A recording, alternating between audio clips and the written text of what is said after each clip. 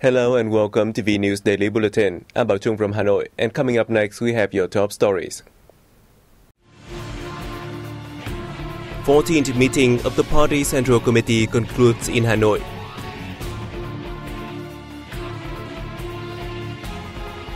Hungary reopens consulate general in Ho Chi Minh City.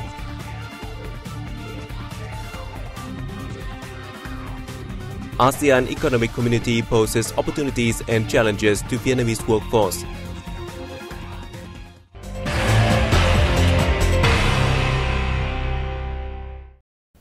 The 14th meeting of the 11th Party Central Committee concluded in Hanoi on January 13th. Our reporters will bring you more in the following report.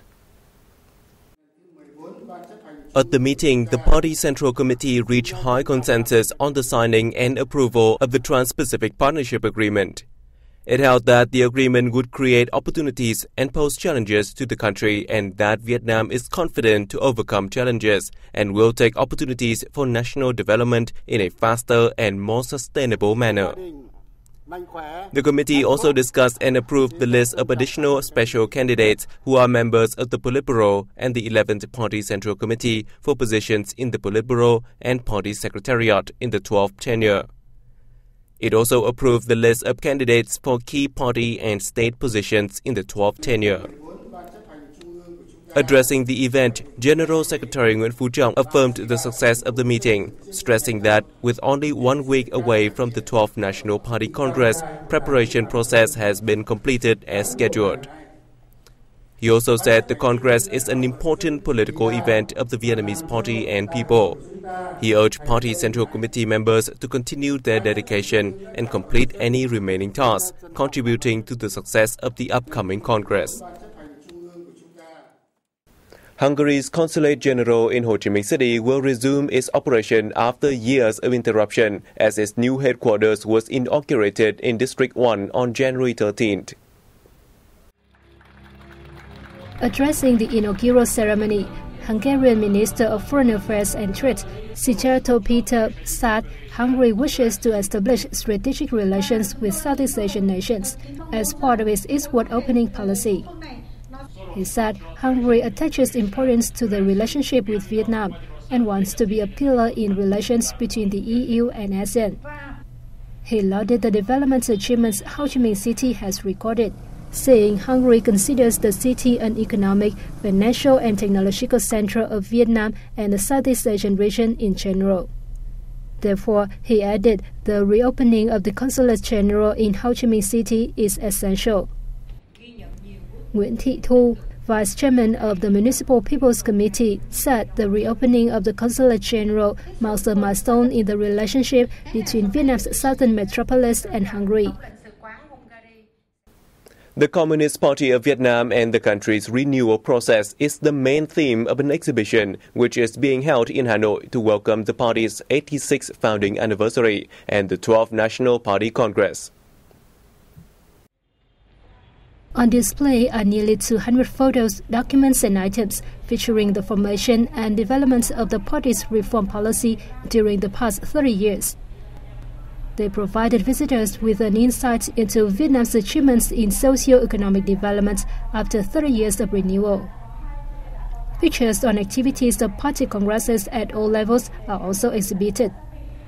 The exhibition affirms that the achievements gained by the party and people in the fields of politics, economics, socio-culture, defense security, external relations and party building, as well as lessons learned during the reform process, are an important premise for the leadership of the party in the cause of national construction and protection.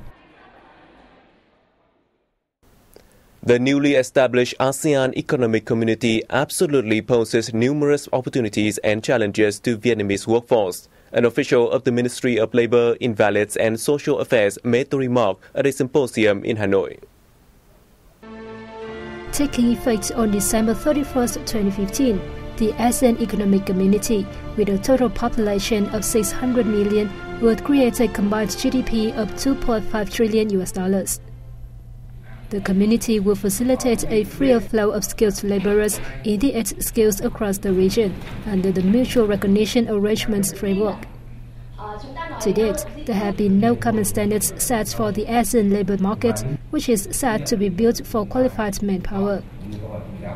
Qualification and profession are the most important factors to determine skilled workers' admission into their target ASEAN country. Several ASEAN member countries plan to set some barriers, including those regarding local languages. For instance, if Vietnam's skilled laborers want to work in Thailand, they must meet the country's language requirements.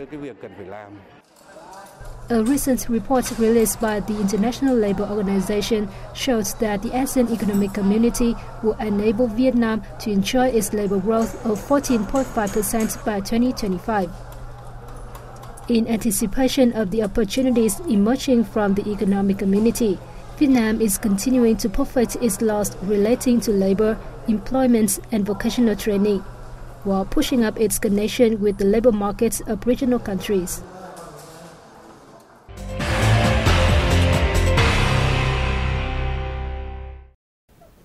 National flag carrier Vietnam Airlines has been ranked among the top 60 safest airlines in the world by the Jet Airliner Crash Data Evaluation Center in Germany.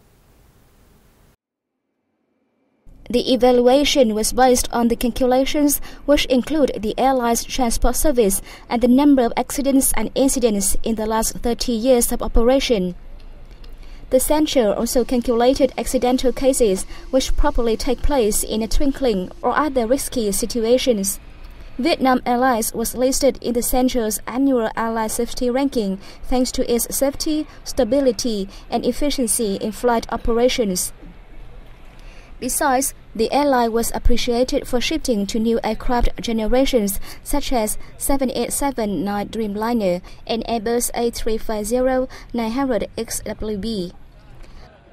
Vietnam Airlines has a fleet of 87 aircraft covering 21 domestic and 29 international routes.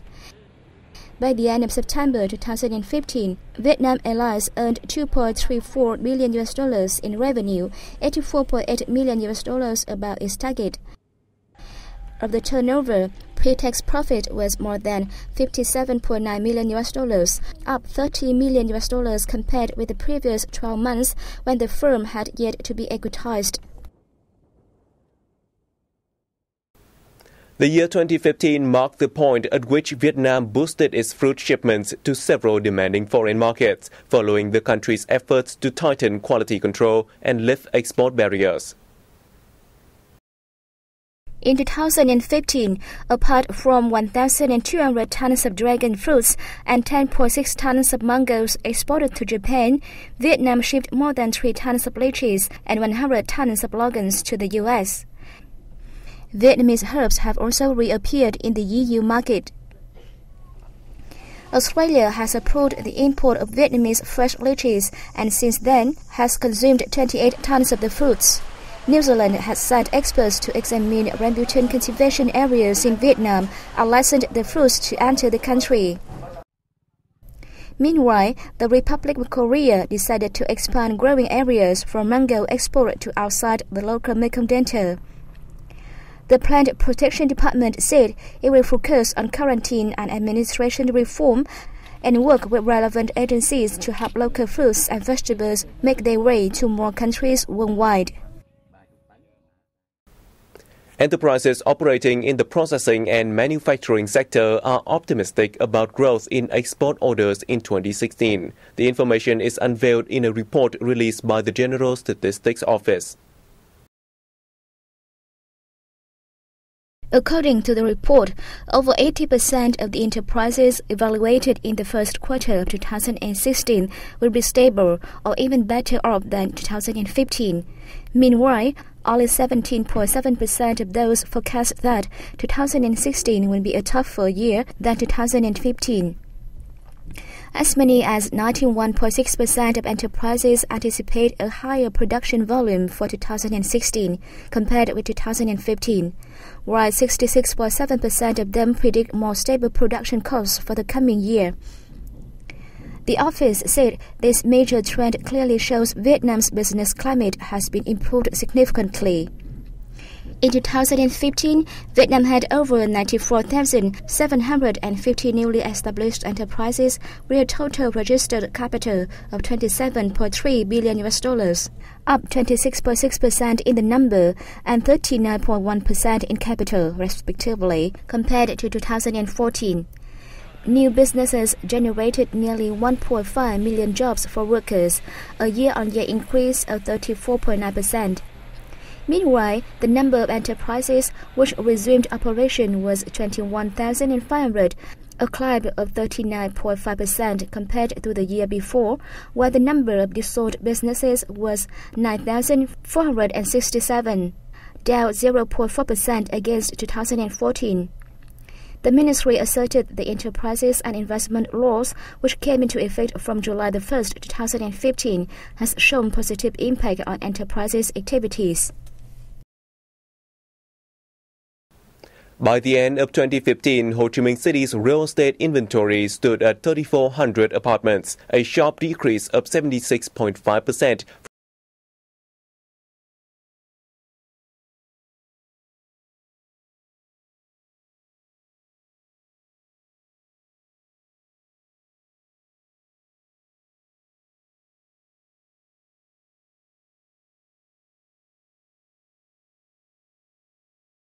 From 219 housing projects, which are developed on a total area of 4,921 hectares with more than 315,500 departments.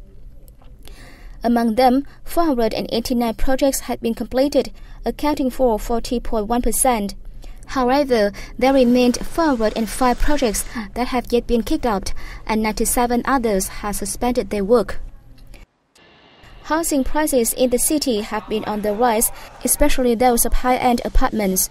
In 2016, several projects in downtown area are expected to list an asking price of more than $7,000 per square meter. Coming up next, join our correspondents in the Czech Republic as they review the most outstanding cultural events of Vietnamese people in the European country in 2015.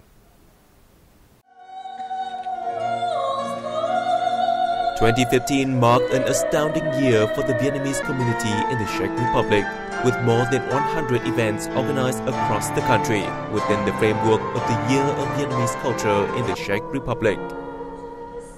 This success was attributed to the hard work and smooth collaboration between the Ministry of Culture, Sports and Tourism, the Vietnam Embassy, and the Association of Vietnamese People in the Czech Republic, along with other organizations and the local community. The Year of Vietnamese Culture in the Czech Republic was organized to celebrate the 65th anniversary of diplomatic relations between Vietnam and the Czech Republic. It was a very successful year, with the opening ceremony attended by Vietnamese State President Trương Tấn Sang, Minister of Culture, Sports and Tourism Hoàng Tuấn Anh, and the Czech Minister of Culture. Exhibitions and trade promotion activities help the Czech people better understand about Vietnam's culture and its people. Our association has cooperated with the Vietnamese Embassy to organize different cultural events in localities across the Czech Republic. These events were designed to introduce Vietnam, its people, and customs to local residents. By doing so, we want the Czech people to understand more about Vietnam and the Vietnamese community. One of the most prominent events was the final gala of the expanded European version of the Sao Mai singing contest. The Vietnam Puppetry Theatre had an honor of performing the opening act at the Pleasant International Puppetry Festival. There was also an exciting Experience Vietnam Festival and an exhibition showcasing Vietnam, its history, people and culture. Each cultural event brought the people of the two countries closer and tightened their unity and traditional friendship. And we have come to the end of our news bulletin. Thank you for watching. For more information, please log on to our website at www.vietnamplus.vn. We'll see you soon.